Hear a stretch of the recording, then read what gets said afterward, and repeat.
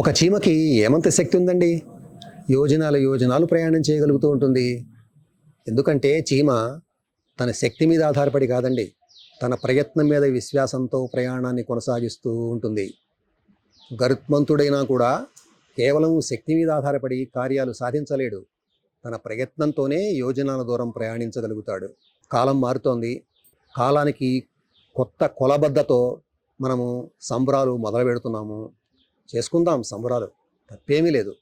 అయితే కాలం మారినందువల్ల సంబరాలు చేసుకోవడంతో పాటు ఏదన్నా సాధించామన్న సంతృప్తితో సంబరాలు చేసుకున్నాం అనుకోండి, ఎంత సంతోషంగా ఉంటుందండి.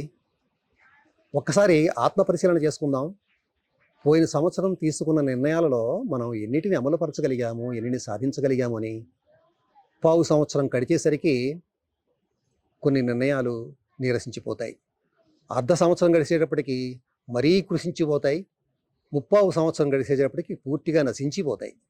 సరే, చివరికి వచ్చేటప్పటికి సరే సంవత్సరం అయిపోవచ్చింది కదా, వచ్చే సంవత్సరంలో మళ్ళీ కొత్తగా నిర్ణయాలు తీసుకుందామని ఒక కొత్త నిర్ణయం తీసుకుంటాం. ఈసారైనా మనం చిత్తశుద్ధితో కొన్ని కొత్త నిర్ణయాలు తీసుకుని మనకు ఉపయోగపడే నిర్ణయాలని చిత్తశుద్ధితో మన ప్రయత్నంతో సాధించాలని, రాబోయే సంవత్సరంలో ఇవి సాధించిన సంతృప్తితో కూడా సంబరాలు చేసుకోగలుగుతామని మనసారా కోరుకుంటున్నాను.